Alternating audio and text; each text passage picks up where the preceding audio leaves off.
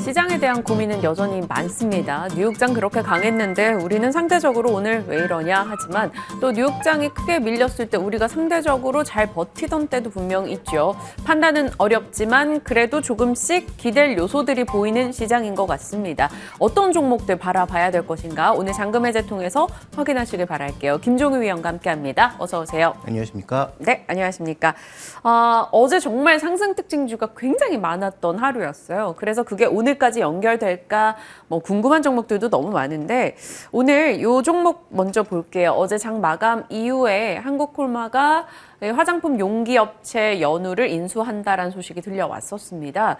시간 외에서 한국콜마홀딩스 연우 상한가 갔었고요. 오늘장도 두 종목 모두 동일하게 시세를 내고 있는데 연우는 14%, 한국콜만 한 1.5% 상승폭 좀 줄이고 있는 상황이에요. 요거 의미 있게 보십니까? 네, 일단 지금 인수한 가격으로 추정해 보자면 연후의 가치를 5,200억 정도로 추정한 것이고요. 근데 오늘 급등했음에도 불구하고 지금 연후의 시가총액이 한 4천억 정도네요. 여전히 추가적으로 지금 인수한 가격 기준으로만 보면 30%의 업사이드가 남아있다. 이렇게도 볼 수 있는 상황이잖아요. 네. 그런데 우리가 단순하게 그렇게 생각할 수 있을까? 왜냐하면 우리가 어떤 회사를 인수할 때 보통 경영권을 지금 인수하는 것이기 때문에 경영권 프리미엄이라고 하는 것을 통상적으로는 얹어줍니다. 그게 이제 통상적으로 20% 회사에 따라서는 더 줄 때도 있고 그래서 그걸 고려해 보면 지금 현재 구간의 가격이 경영권 프리미엄을 제외했을 경우에는 다 반영한 것 아닌가? 이런 생각도 해볼 필요가 있는 거죠. 그리고 두 번째로 화장품 용기 회사와 화장품 내용물 회사가 시너지를 어떻게 낼 수 있을까에 대한 고민도 좀 필요한 것 같아요. 지금 뉴스를 보면 시너지 난다고 했잖아요. 네. 그런데 화장품 재료 만드는 회사와 화장품 용기 만드는 회사가 화장품 시장이 완전히 턴업되면 그러면 이제 둘 다 좋아지겠죠. 근데 그걸 시너지라고 하나요? 업황이 그냥 개선되는 거 아닌가요? 그래서 둘의 그 시너지가 그렇게 확실한가에 대해서는 저는 조금 미지수가 있습니다. 비용을 좀 낮출 수 있는 왜냐하면 이제 그 완제품을 만드는 부분도 일부 있고 그쪽으로 나가려고 한다면 용기 회사를 인수하는 것 자체가 긍정적인 모멘텀으로 다가올 수 있겠죠. 그런데 아직까지는 원재료를 공급하는 쪽이 좀 더 가깝다 보니까 인수한 회사의 그 사업 포트폴리오 기준으로 봤을 때 더 중요한 것은 그러면 앞으로 완제품 ODM, OEM만 하는 게 아니라 자신들의 브랜드를 담은 완제품 시장으로 강력하게 나가고 그 브랜드력을 살릴 수 있을 것인가가 관건이 되겠죠. 근데 연유를 인수한 거 보면 아마 이런 사업을 좀 강화하지 않을까라는 생각을 할 수도 있을 것 같습니다. 그래서 결론적으로 말씀드리면 지금 긍정적인 재료가 연우는 이미 2월 달부터 제가 보기엔 어떤 이유가 되었든 시장에 노출되진 않았지만 아는 사람들을 통해서 노출이 되면서 주가에 선반영되고 있었고 그래서 다른 화장품 종목군들이 헤맬 때도 계속 주가는 은근슬쩍 올라왔고 지금은 이제 또 소문이 뉴스가 된 상황이 돼버렸으니까 지금 구간에서의 투자 매력도는 상대적으로는 좀 떨어지고 있는 게 아닌가 이렇게 봐야 할 것 같습니다. 3개월 사이에 정말 많이 올랐어요. 오늘 14% 상승하면서 32,300원까지 와 있는 상황. 지금으로서 투자 메리트는 떨어진다. 그럼 보유자분들은 이익 실현일까요? 저는 분할 매도의 시작점이 아닌가라고 보고 있습니다. 말씀드렸다시피 지금 한국콜마가 봤던 목표치? 그러니까 이 회사의 어떤 가치를 5,200억 봤다라는 측면에서 추가적인 업사이드가 남아있다. 그렇지만 그 업사이드가 생각보다 크지 않을 수 있다는 관점에서 저는 분할 매도의 시작점이라고 보고 있습니다.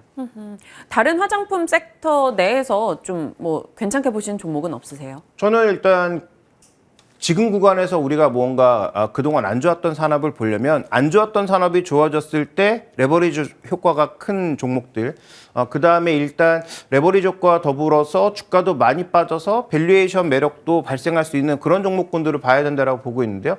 그런 의미에서 저는 과거 대장주였던 LG 생활건강보다는 아모레퍼시픽을 주목하고 있습니다. 왜냐하면 중국 쪽의 악재 요인들을 상당 부분 주가가 흡수한 상황이고 또 중국의 악재 요인들을 많이 줄여놓고 있는 양상이기 때문에 결국 이것이 이제 정말로 우리가 리오프닝으로 가서 화장품도 많이 소비하고 그런 시장으로 돌아간다면 여전히 이제 구조적인 문제가 남아있긴 하지만 실제로 좋아졌을 때 가장 드라마틱하게 효과를 보여줄 수 있는 회사는 저는 아모레퍼시픽이라고 판단하고 있어서 밸류 기준으로 굉장히 높아 보이지만 이익이 좋아졌을 때는 그 밸류 기준도 확 바뀔 수 있는 구간임을 고려해 본다면 저는 뭐 추가적인 화장품 업체 쪽에서 가장 좋게 보고 있는 것은 일단은 아모레퍼시픽. 그렇지만 시간은 좀 필요할 수 있다 이렇게 보고 있습니다. 네, 알겠습니다.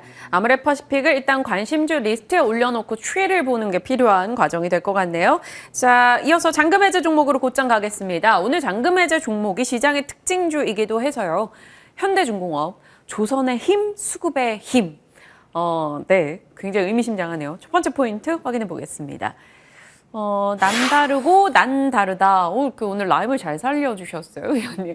남다르고. 그럼 다른 조선사 대비해서 뭐가 그렇게 다르다라는 거일까요? 지금 전체적인 조선의 맥락은 결국 LNG에 대한 기대인 것 같은데. 네. 그런데 지금 보시면 현대중공업 그룹은 조금 복잡한 구조잖아요. 맞아요. 맨 위에 지주회사가 있고 중간 지주라고 하는 한국조선해양이 있고 그 밑에 또 여러 이제 회사들이 줄줄이 달려 있는 그런 형태인데 지금 보시면 현대중공업만 굉장히 잘 주가가 퍼포먼스가 좋습니다. 그러다 보니까 이제 어제를 기점으로 해서 삼성중공업, 한국조선해양 그동안 전혀 움직이지 않았던 종목군들도 툭툭 튀어 올라오고 있는 그런 양상이거든요. 그런데 이제 증권사들의 지금 분석을 보시면 1분기 여전히 적자의 가능성이 언급이 되고 있는 양상이고요. 그럼에도 불구하고 이렇게 올라가고 있다면 뭐 시장에서 소외됐던 종목군들의 일정 부분의 반등도 작용을 했겠지만 추세적으로 올라가고 있는 현대중공업 같은 경우에는 글쎄 제가 보기엔 업황의 힘보다는 수급의 힘이 더 강한 게 아닌가? 만약에 이게 정말로 업황의 힘이라면 최소한 다른 종목군들도 방향은 같이 흘러가면서 그 안에서 어느 정도의 상승이 나타났어야 되는데 다른 종목군들은 바닥을 메고 있을 때 이렇게 치고 올라간 것은 무언가 다른 에너지가 작용한 것이다. 이렇게 볼 수 있는 상황입니다. 그래서 지금 전체적인 조선업종의 시황을 보면 여전히 기대감은 꽤 높은 상황이지만 그 기대감을 숫자로 반영할 수 있을지에 대해서는 아직까지는 저는 조금 검증이 필요하다라고 보고 있고요. 그런 과정에서 지금 나타난 질문에 답을 드리자면 지금은 업황의 힘보다는 수급의 힘이 컸다. MSCI에 편입된다라고 하는 이 수급의 힘이 굉장히 컸고 아시는 것처럼 현대중공업 수급이 좋을 수밖에 없는 이유가 외국인 별로 안 사잖아요. 그런데도 좋을 수밖에 없는 이유가 이게 대주주 누굽니까? 한국조선해양이에요. 물량을 거의 80% 가까이 들고 있거든요. 유통 물량 자체가 별로 없습니다. 그런데 MSCI 편입되고 외국인 매수가 들어오기 시작하니까 결국은 이 종목은 수급적으로 강해질 수밖에 없는 그런 양상. 그래서 현재 삼성중공업, 그다음에 한국조선해양과 벌린 거의 뭐 30% 넘는 이 갭은 결국은 저는 수급의 힘이 꽤 작용을 했다라고 보고 있기 때문에 업황보다는 지금 그 현대중공업의 상승의 주 원인을 드라이버를 우리가 수급으로 봐야 할 것 같습니다. 그럼에도 불구하고 업황에 대한 기대도 할 수밖에 없는 건 수주 소식 계속 좋다라고 하고요. 우크라 전쟁 이슈 이후에 확실히 LNG에 대한 관심도가 폭발한 건 맞고요. 그리고 LNG가 뭐 매년 발주가 계속 늘어날 거에 대한 의문은 있지만 지금으로서는 시장이 뜨거운 감자라는 거죠. LNG 부분을 또 체크를 해봐야 할 필요가 있을 것 같아요. 네, 일단 LNG 가격만 보면 굉장히 좋아 보이는데 우리가 여기서 이제 물음표를 낼 수밖에 없는 게 LNG 가격이 계속 올라가는 게 과연 좋은 일인가? 쓰는 사람 입장에서, 그러니까 우리가 LNG 선을 바라보면 LNG 가격이 올라가서 사람들이 배를 많이 수주하는 것을 좋게 보고 있지만 네. 실제로 최종 소비하는 뭐 기업이나 개인 가게 입장에 있어서 내 에너지 가격, 그다음에 발전소에서 발전하는 가격이 계속 올라가는 게 과연 호재인가? 그러면 계속 올라갈 수 있는가에 대한 고민도 던져봐야 되겠죠. 두 번째로 유럽 문제를 자꾸 얘기하시는데 우리가 두 가지를 명확하게 할 필요가 있습니다. 지금 그 노드스트림 2는 멈췄지만 네. 노드스트림 1에 지금 가스 공급이 끊겼나요? 우크라 밑으로 가고 있는 가스가 끊겼습니까? 안 끊겼단 말이죠. 그러니까 결국은 유럽으로 공급되고 있는 이 가스를 당장 끊는다는 것은 불가능하다. 두 번째, 미국에서 수입한다고요? 미국의 생산량이 갑자기 늘어나나요? 그다음에 수입한 그 LNG를 유럽엔 어떻게 옮길 건가요? 이게 무슨 얘기냐면 LNG를 액화 상태로, 액체 상태로 갖고 오면 이걸 다시 가스 상태로 바꿔줄 터미널이 필요한데 유럽의 그 터미널이 지금 어디 있습니까? 터미널은 지어야 되거든요. 그 돈은 누가 될 거죠? 그러니까 이런 여러 가지 문제를 생각해 봤을 때 지금 LNG 선이 수주가 폭발할 거라고 생각하는 것은 굉장히 단순한 논리다. 실제로 이것을 끌고 가는 데 있어서 써야 될 돈과 노력과 힘은 굉장히 많다라는 거죠. 그래서 뭐 예를 들어서 정부가 뭐 민영업체가 해라. 그러니까 민영업체가 그러면 우리에게 10년 개런티 해달라 이렇게 얘기할 수도 있는 거죠. 터미널 내가 뭐 돈 들여서 뭐 채권 발행해서 만들 테니까 그러면 계속 이렇게 러시아와의 관계가 끝나고 러시아 제재가 끝나도 수입하는 거 계속 유지하고 가격도 유지해 줄 거라는 개런티를 해달라고 요구를 하면 정부 쪽에서 쉽게 들어줄 수도 없는 상황이다 보니까 LNG선에 대한 기대는 제가 보기에는 지금 좀 너무 업된 부분이 있다. 그래서 그 부분을 제거하고 일단 기본적으로 LNG 수요가 늘어나고 있고 그와 관련된 선박이 증가하고 있는 것은 사실이기 때문에 일정 부분의 수준에서는 증가하겠지만 그것이 추가적으로 증가하기는 어렵고요. 또 하나 이제 신조선가 굉장히 좋잖아요. 네. 중고선가도 좋고. 그래서 이걸 보면 업황이 분명히 개선되는 측면이 있습니다. 다만 여기서 이제 우리가 주목해야 되는 것은 신조선가가 좋아지면서 판매 가격 올라가고 있는데 원가의 상승분이 실제로 어떻게 작용하는가가 관건인 것이죠. 그래서 후판 가격도 최근에 올린 만큼 뭐 배가격도 올렸다고는 하지만 그 후판 가격 상승분과 배가격 상승분의 차이가 얼마큼 작용하고 있는지는 이번 상반기 실적에서 꼭 짚고 넘어가야 될 부분이라고 보고 있습니다. 일단 시장이 지금 그리고 있는 여러 가지 긍정의 스토리들은 이미 주가에 좀 반영이 되어 있고 지금 상황에서 여러 가지 물음표를 던져보면서 이게 이어질 수 있을까에 대해서는 지금 위원님이 조금 의구심이 든다. 그 뭐 이름표를 붙여줘 노래 아시죠? 약간 김 위원님은 물음표를 붙여줘 이런 별명을 좀 하나 드리고 싶을 만큼 각종 물음표를 각 섹터마다 던져주고 계시는데 전 모르는 노래입니다. 네. 모르신다고요? 네. 그럴 모르고 리 없으실 싶습니다. 때 저보다 연배가 좀 한참 있으신 걸로 아는데 네 현대중공업 좋습니다. 이 얘기로 돌아간다면 그래서 그런 스토리들을 다 감안해서 그 물음표들을 딱딱 때려봤을 때 지금 매수 가능한 구간일까? 왠지 아니라고 하실 것 같은데요?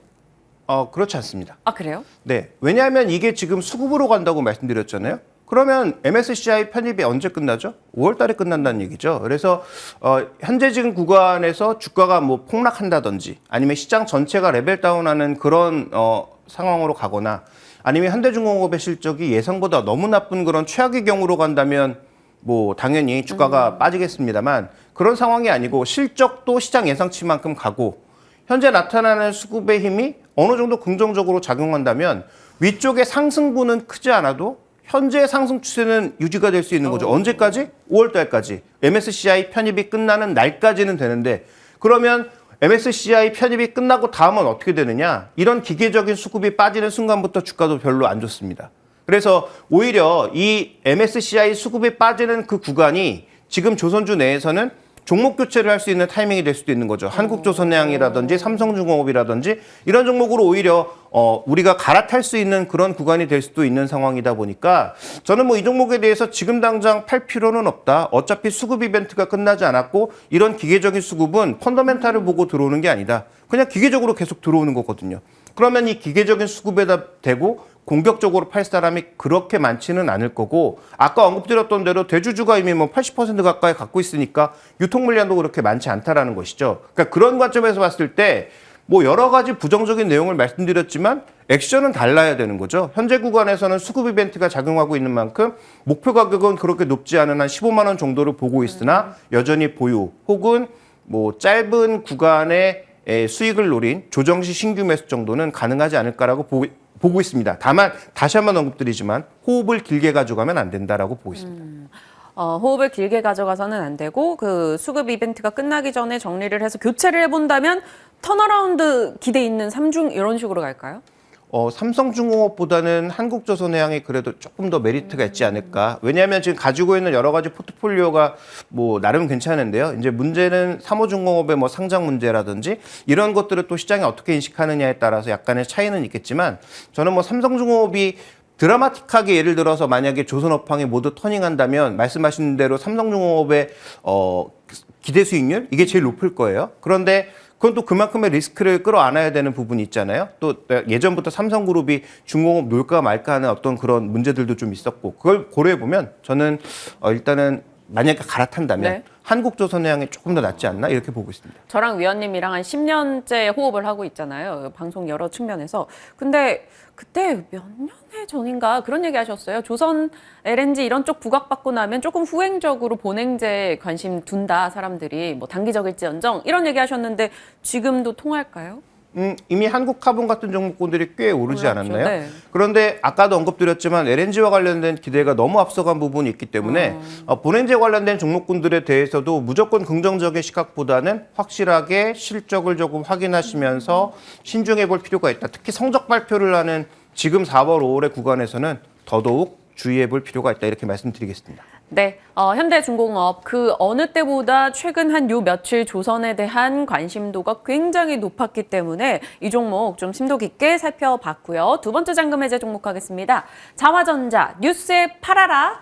뉴스 나왔죠. 어제 시설 투자한다라는 거였어요. 자기 자본은 60% 이상 규모였는데 요거 의미도 따져봐야 되고 사실 저희 위원님과 이거 잔금 해제 종목으로 다뤄봤었어요. 목표 주가 27,000원 주셨는데 뭐 지금 3만 원 오늘 터치를 했었으니까 자화전자 에이스 겸 오늘의 포인트로 가야겠네요. 네, 이 종목은 제가 6개월 전에 가장 먼저 한번 언급을 드렸고요.